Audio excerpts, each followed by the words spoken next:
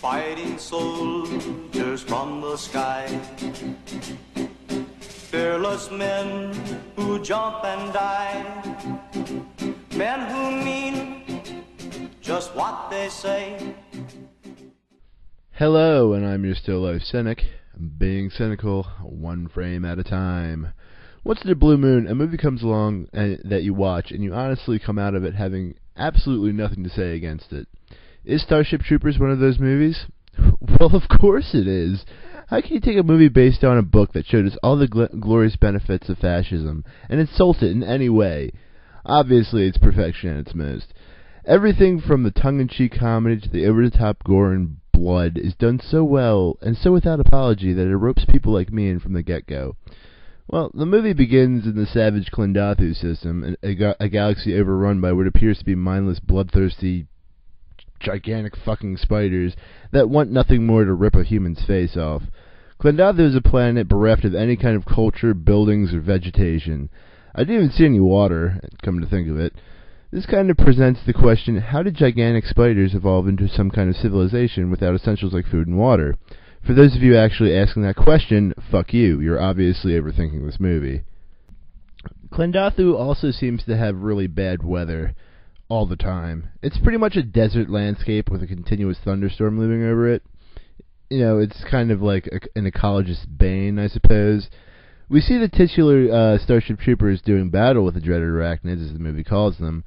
Well, most of the troopers are fighting. There appears to be a group of reporters in the thick of the action talking about how Klendathu is a depraved shithole filled with mindless nightcrawlers.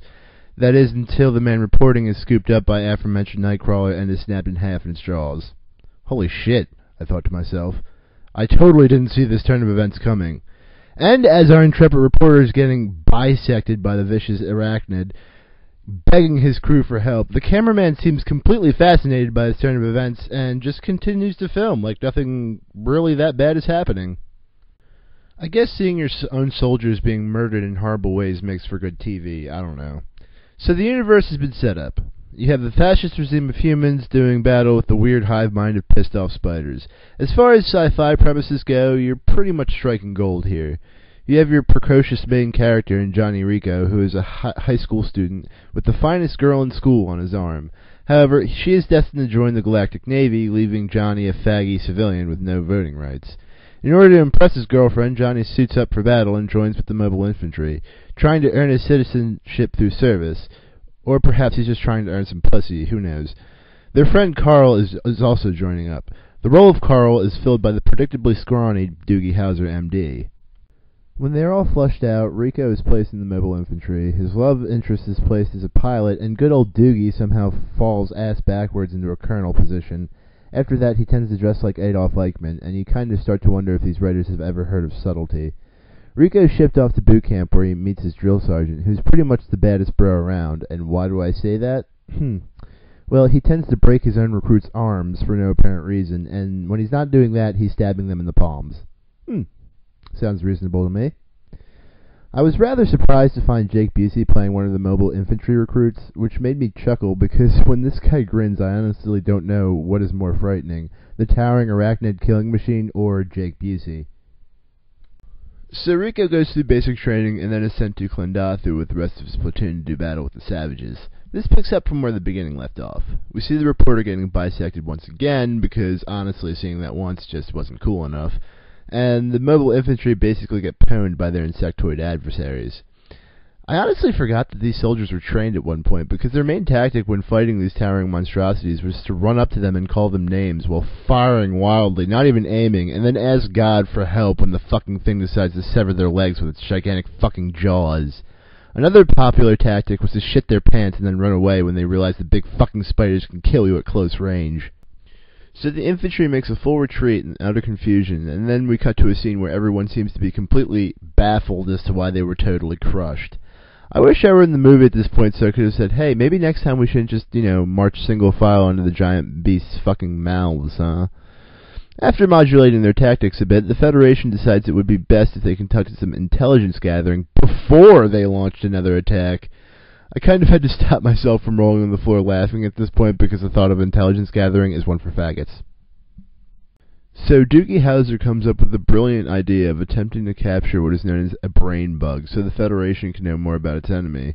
Rico, after being sent a transmission from his high school sweetheart telling him that she would rather bang her co-pilot than him, joins with the Roughnecks, a group of what I'm assuming are elite infantry, and they head out to Planet P, which is another planet in the Klendathu system, to clean up some bug scum. When the platoon lands on the planet, a scout is instantly swept up by some flying thing, and the lieutenant quickly jumps into action. He takes up his sniper rifle, aims for the flying bug, and then shoots the men who it caught. Great display of leadership, Lieutenant.